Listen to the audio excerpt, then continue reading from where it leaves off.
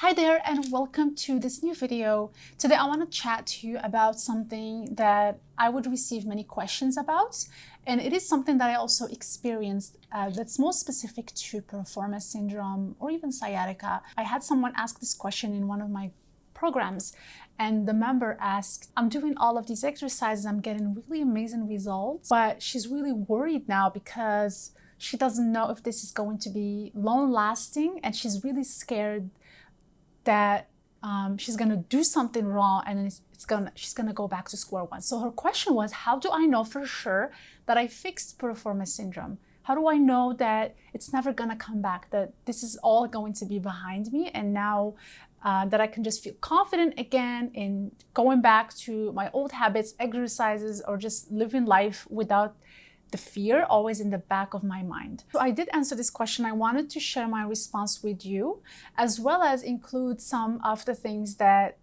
just from my own personal experience dealing with this, and also living in doubt and not knowing if I am going to ever get better, and when I get better, am I always gonna keep getting pain again and again? After so many years of suffering through temporary fixes, and I share a lot about my journey on this channel, so I don't want to have to go through that again, because this video will turn into an hour-long video, but just briefly, I spent at least 7 years just trying all kinds of different things and switching between physiotherapists and athletic therapists and chiropractors and massage therapy and going to see the specialist, and just to kind of figure out why my body's acting the way it had been. And the only time that I started to feel better and actually go for a few months without pain was after I took control of my healing. I was focusing so much on the posture, on fixing my posture, analyzing and assessing how my body is moving, fixing the weaknesses that I've developed throughout those years, just switching to a more holistic lifestyle with nutrition as well to reduce inflammation, and also really changing the way I was working out. So when I started to work with my body to fix my issues, then I started to feel positive results. But when I was always working, like fighting my body, I never got good results. I would always relapse. So this is something that I want you to think about. If you are currently not getting results, like long-term results, then I would highly encourage you to take control of your healing and start to work to assess your body and see what is causing the pain, what is the root cause of the pain, and to stop just treating the symptoms. I didn't just wake up one day and felt no pain. It wasn't like that. It wasn't like a sudden, day before I'm in pain, the next day, no pain. It was a very gradual journey. So I started to notice that I would go for long periods of time feeling really good, which was really unusual. So I would go for a few weeks without feeling any pain, but then I would start to feel some tightness again, but it would go away in a few days. And then I would again go for another maybe 2 months without pain. So I remember really this very clearly, because I went for 4 months without getting those really horrible flare-ups. And I know that you probably know that not all flare-ups are the same. Sometimes you would get some tightness, but you can still walk and you can still get things done. But there would be some flare-ups where you would be in bed. You can't get up. Everything is painful. You can't walk. Like every step you make, you just feel that pain shooting down. You feel everything tightening up. It's just so painful to even get out of bed and do things. So I stopped getting those specific flare-ups. So for me, that was just a huge progress. And that period of time is a really risky and dangerous one.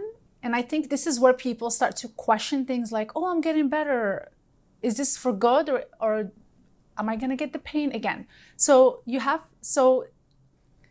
it would really depend on what you do next. So these first initial months would be risky because a lot of people, they would just feel better and abandon everything they've been doing and just go back to their old habits. So they would quit doing the exercises. It's like they used all of that. It was a mean to an end. Oh, I got pain-free now, so I'm just gonna quit everything and go back to doing things how I used to. And then they may get another flare-up because now again they kind of went back to doing the things that triggered the pain in the first place. So a really important thing to keep in mind to maintain that pain-free state is to keep doing the things that you've been doing, even though you are not in pain. You have to keep doing those things because they allowed you to get to that state. You may not do them at the same frequency, but you can reduce the frequency and still do them. So you have to be in maintenance mode. So you still do the exercises, the corrective exercises. You're always mindful of your posture, the way you're sitting, taking those breaks. So like all of those things that have worked, regardless of what you've been doing, the treatments or whatever, you have to keep doing them at a maintenance level. So you reduce the frequency a little bit, even if it's like a specific treatment. Say you've been doing chiropractic treatment or whatever, the activity like swimming, and then it's been giving you great results. Don't just abandon that.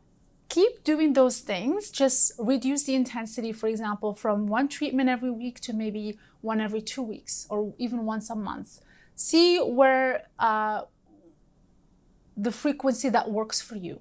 For me personally, it had a lot to do with the way I was working out and also the posture, because specifically for me, posture is a big thing because I've always worked out, but my posture was really, just working in an office for many years kind of took its toll on my body, and I had to do a lot of work when it comes to posture. So even though I am not having flare-ups, but I still use the lumbar supports every time I drive. I still, I pick my chair really carefully, and I try to just get up. I have a stand-up desk, so I have an adjustable stand-up desk so that I'm not spending the whole day sitting. So I do all of these things to maintain the state I'm in because I don't want to go back again to experiencing that pain. So this is actually what has been helping me to maintain that pain-free state. And it's not like I never get any pain. I do experience some tightness many times. Just an example, recently we had to drive for 13 hours and I actually forgot the lumbar support that I usually use when I'm driving. And the car just wasn't that comfortable. And by the time we arrived there, my lower back was so tight, and the whole right side of my body was tightening up, and I was feeling so much pain, and I knew exactly why, because I was just in a really bad posture driving. I didn't have my lumbar support, and I was sitting, like the chair that I was using would have my hips sinking, so my hips were sinking down. The whole posture was just, my posture was just out of alignment. So it wasn't a surprise that I was in pain. I knew exactly why, but I had to fix that. So I was doing a lot of release the next day, sleeping extra, doing more exercises, releasing the QL muscle on that side because I could feel that it was tightening up. So I did work on that, but the point is that it's normal to experience some pain, a tightness here and there, because we're using our bodies every day. It's just normal that they're gonna get tight in certain areas and you're gonna pull a muscle. I mean, hopefully not, but just things happen. Again, like a year and a half ago, I broke my toe and it was causing a lot of tightness on my foot. So things happen in life that you may end up getting some tightness or pain or injury, but it's really important how you deal with it. And when you get pain-free, how you maintain that state. So just keep in mind that most important thing is just not abandon what got you there. I am hoping that what I'm doing is going to keep me pain-free forever. It has been more than 5 years now since my last flare-up, so I'm doing my best to never ever go back to that state again. But again, things happen in life. If I ever get that pain again, the most important thing is to not freak out, to use all of this learning experience, because now you've learned so much throughout the years about your body and about how to deal with this to help you recover really fast. Because I feel like with everything in life, the first time you want to do something, it's really hard. It's a learning experience. it's a journey, so much trial and error.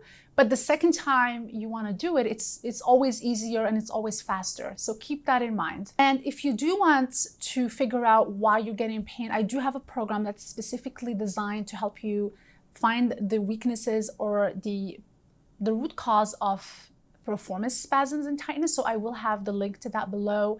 So I get so many emails from people who thank me for creating this program, and I never ask for feedback. These are just emails that I get, and I have the screenshots of these emails on the program page if you're interested. It's just really great to know that this program has been helping people, and it's really all that I have hoped for. I've always hoped that what I put out there is going to help someone that in the position that I was in, so that they could save themselves so many years of frustration. So thank you so much for watching this video. If you have any questions for future videos that you want me to answer, definitely let me know and comment below. And I hope you have a great day, and I'll see you soon in a new video.